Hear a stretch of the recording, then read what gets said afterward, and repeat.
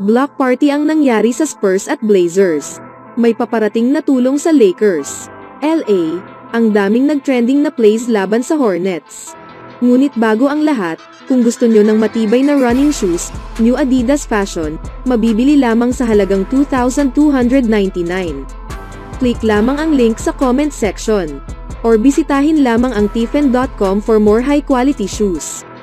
Dumaan sa back-to-back games sa road matchups, matapos naputol ang losing streak sa 5 laban sa season na ito, ang San Antonio Spurs ay alam na sila ay nasa mahirap na pagsubok. Ang host Portland Trail Blazers ay wala ngayon sa mahusay na posisyon, gayon rin ang Spurs. Ngunit ito ay hindi na naging mahalaga. Ang bawat laban na hinarap ng San Antonio ay nagkaroon ng sariling set at pagsubok at must-win game, gaya sa Portland. Sa tamang paglalaro, ang Spurs ay ginawang malinaw na kailangan nilang maglaro ng labis, at sa halos buong laban ito ay nananatili hanggang sa pagtatapos. Ang San Antonio ay naipanalo ang laban sa malakas na pagtatapos, at na-secure ang pang-5 panalo sa season sa score na 118-105 laban sa Blazers. Si Victor Wembanyama ay ang nanguna sa daan sa Spurs, at nakapag-record ng another 7 blocks kasama ang 6 rebounds at 30 points.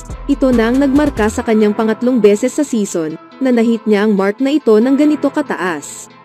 Siya ay naging efficient mula sa floor at mula sa labas ng arc, bilang San Antonio's leading scorer, at sa tulong nina Jeremy Sochan at Devin Vassell, na siyang nakuha ang combined 33 points sa laban.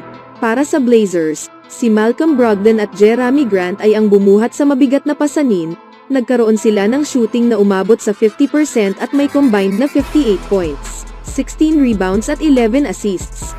At nakatanggap rin ng tulong mula sa number 2 pick na si Scoot Henderson, na siya namang umiskor ng 25 points, ngunit sa kabila sa kanyang effort, ito ay hindi naging sapat para ma-outperform nila ang bumisitang Spurs. Sa kabilang banda naman, sa 16-15 record sa season, ang Los Angeles Lakers ay hindi pa namumuhay sa inaasahan sa season na ito, ngunit ang tulong ay paparating na. Ganap, multiple trade rumors ay nagsilabasan ngayon sa Los Angeles, kabilang na rin dito ang most recent report. Ito ay patungkol sa 2 Nets role players, na siyang pinangalan ng potential trade targets ni Rob Pelinka. Ito ang 2 manlalaro na nagkaroon ng interes ang Lakers, balikan noong last off-season at maging noong huling trade deadline.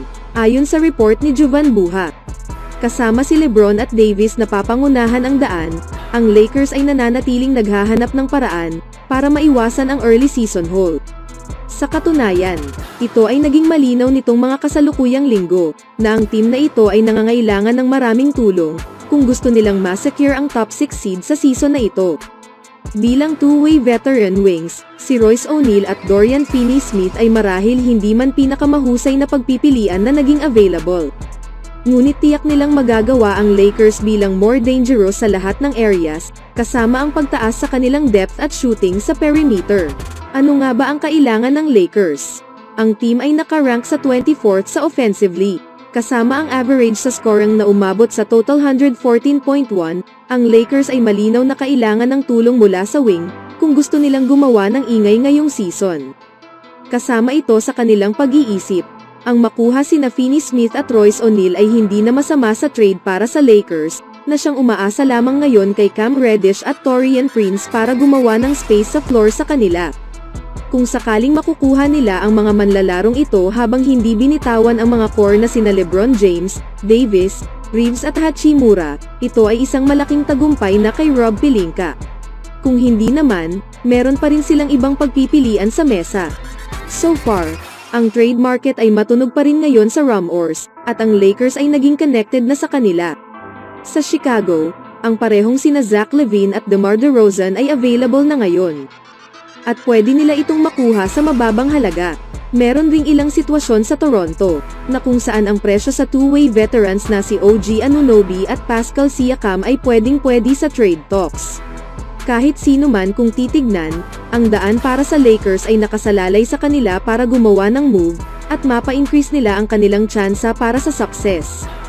Ang Lakers ay wildcard sa West. Salamat kay LeBron James, ang Lakers ay gayon pa rin, nakaposisyon para magawa ang playoff sa taon na ito. Para sa iba, tinawag pa rin siyang nasa kanyang best season sa taon. Sa katunayan, si LeBron ay parang bumalik sa panahon at nakapag-average ngayon ng 25.4 points, 7.8 rebounds, at 7.3 assists per game sa kanyang 53% shooting. Base sa kanyang sariling paglalaro lamang, ito ay imposibleng bilangin silang out sa West sa season na ito. Siyempre, sa tulong ni Anthony Davis, na siyang naging kabilang ngayon sa best defender sa campaign. Maliban sa dalawa, ang bawat isa sa kanila sa Lakers roster ay naging inconsistent, at ito ang nag-iwan sa dalawang stars para buhatin ang iilang load. Sa puntong ito, tanging ang trade lamang ang makakaligtas sa kanila sa season at ito ay nakadepende lamang kay Rob Pelinka na makahanap ng deal na gagana sa lahat ng bahagi. Anong masasabi niyo mga kaibigan? At speaking of Lakers, sa araw na ito, ang team ay naging host laban sa Charlotte Hornets sa California. During sa first half, si Anthony Davis ay gumawa ng massive slam dunk na naging viral ngayon sa social media. Si Davis ay nag-set ng screen sa play kasama ang one-handed dunk habang tumalon si Miles Bridges para subukang pigilan ito sa rim. Kabilang na rin ang isang posterizing dunk na ito, over sa Hornet player. Vanderbilt with the Lakers down by 2. Not anymore! Throw it down! That's called taunting. He threw it down all right, but then he stared down the debate. Good pass by Vandy, and the flush was nice, and then the defender got a whistle.